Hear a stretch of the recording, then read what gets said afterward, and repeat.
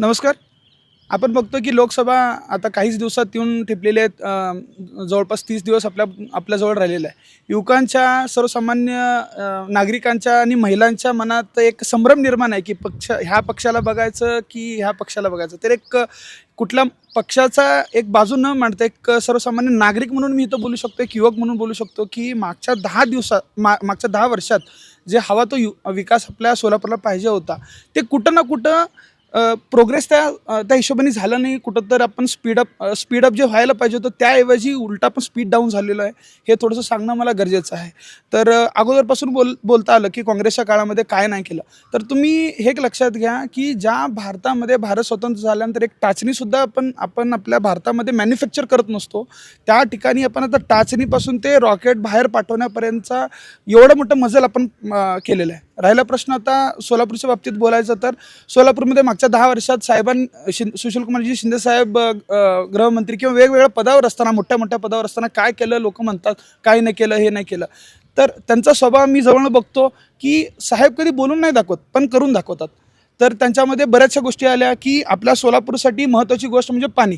कुठलीही गोष्ट जर डेव्हलप व्हायची असेल तर पाण्याची त्याला सर्वात महत्त्वाची गरज असते. ज्या वेळेला पहिली पाईपलाईन आपण जलवाहिनी जे म्हणतो उजनीपासून आणत होतो, त्यावेळेला ह्याच BJPच्या लोकांनी त्याला विरोध केला.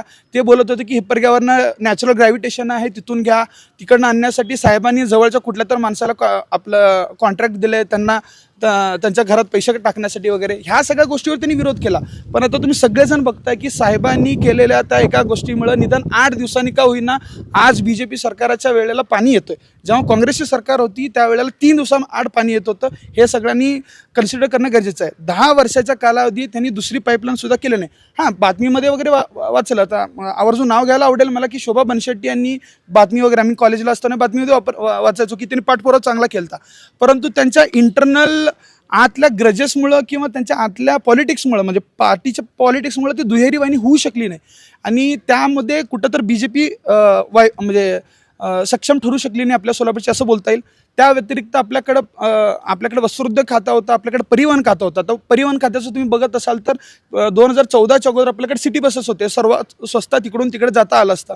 परंतु आता सिटी बस बंद झालेल्या आहेत. वॉल्वो जे ग्रामीणकडे येत होते, भर उन्हात लोक येण्यासाठी त्यांना AC वॉल्वोचे सुरुवात साहेबांनी करून दिली ती, ते सगळं बंद आहे. परिवहन खाता टोटली बंद आहे. रिक्षाने लोकांना फिरावं लागतं किंवा स्वतःच्या गाड्यांनी फिरावं लागतं. ह्याला एन्व्हायरमेंटला सुद्धा धोका आहे, हे सुद्धा लक्षात घेतलं पाहिजे. मोदींनी 2014च्या वेळेला शिंदे साहेबांना पाडण्यासाठी जो सर्वात महत्त्वाचा मुद्दा उचलला तो म्हणजे साहेब एवढ्या मोठ्या खात्यावर आहेत, सैन्य दलाचे प्रमुख आहेत. तर त्यांना आपल्या सोलापुरातून वस्त्रोद्योगाचं म्हणजे त्यांना नाही का, त्यांचा एक ड्रेस असतो, युनिफॉर्म असतो, तो युनिफॉर्म आपल्या सोलापुरातून का शिवत नाही. तर आम्ही जेव्हा निवडून येऊ तर आम्ही हे युनिफॉर्म सोलापुरातून शिवायला चालू करू, ह्या सगळ्या थापा बोलल्या.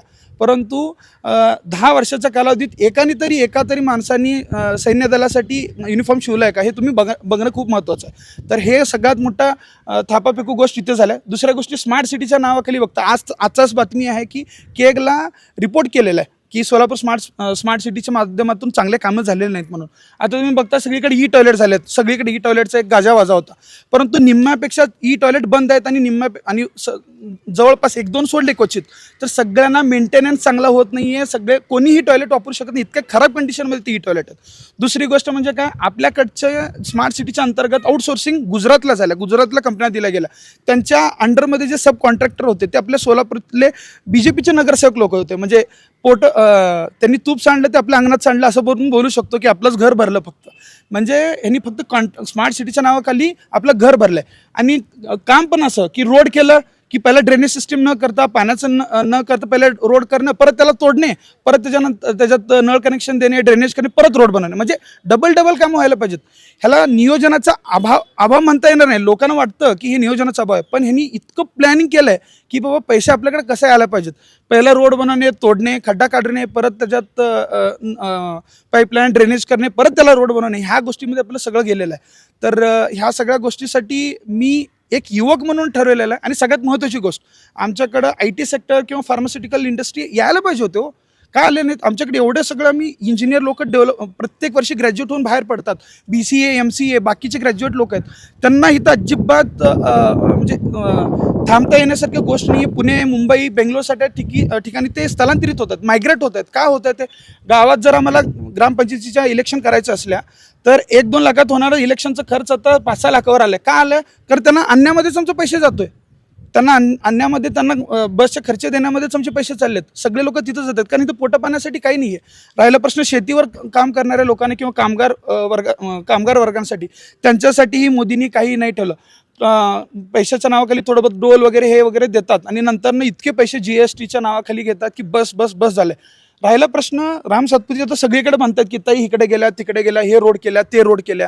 अहो पण माझं असं म्हणणं आहे की शिंदे साहेबांच्या वेळेतच मुंबई पुणे आणि हे हैदराबादचा रोड मंजूर झाला होता. प्रोजेक्ट तेव्हा झाला आणि त्या काळी ते रोड होते. पण हे लक्षात घ्या की 20 वर्षा अगोदर जे संसाधने आपल्याकडे होती, जी टेक्नॉलॉजी आपल्याकडे होती, त्या बेसिसवर जे केलं ते एकदम बेस्टच केलं. आणि आत्ताच्या काळात जे आहे तेव्हा आताच्या तत्वावर जे आपलं चालतं टॅक्सेशन ह्याचा परिवहन म्हणजे रोडचा, ते BOTवर चालतं. म्हणजे काय आहे की पहिला बिल्ड करणे, ऑपरेट करणे आणि ट्रान्सफर करणे, म्हणजे ह्या तत्वावर चालतो. आता तुम्ही बघता तेव्हा तेवढे आपल्याकडे टोल नाके नव्हते, काय नव्हते, म्हणजे हार्डली कुठं तर बघायचा. आता सगळीकडे टोल नाके झालेत. पेट्रोल घेता, पेट्रोल भरता, डिझेल भरता, तिथे सुद्धा आपल्याला रोड टॅक्स भरावा लागतो. गाडी आपण नवीन परचेस करतोय, RTO भरावा लागतो. या सगळ्या पैशातून डायरेक्ट त्या खात्याला म्हणजे रस्त्याच्या खात्याला पैसे जातात आणि त्यावरनं हे बिल्डअप करतात. आणि हे विजन मोदीचं नाही आहे, हे विजन आपल्या मराठी गडकरी साहेबांचं आहे. तर ह्याचंही कौतुक आपण करायला पाहिजे. तर मी एक युवक म्हणून, सोलापूरचा युवक म्हणून माझं मत ठरवलं आहे की आम्ही ताईंना देणार. आणि प्रणितीताई ज्या आपुलकीने आणि आपल्या कळवळीने एक ताईंकडे बघितलं की ताई म्हणजे एक महिला म्हणजे एक स्त्री शक्ती जे म्हणतो, एक मातृत्वाची गोष्ट असते, एक ताईची स्वरूपात ते आपल्याला बघतात की इतक्या तळमळीनं आपल्या सोलापूरचे जे विषय आहेत आपल्या संसदेत मांडतात की मला असं 100% खात्री आहे की येत्या काळात आपल्या सोलापूरचा विकास झाल्याशिवाय राहणार नाही. आणि साहेबांच्या पावलावर पाऊल ठेवून ताईसुद्धा ह्याच्यात डबल काम करतील एवढी मी आशा बाळगतो. Just that's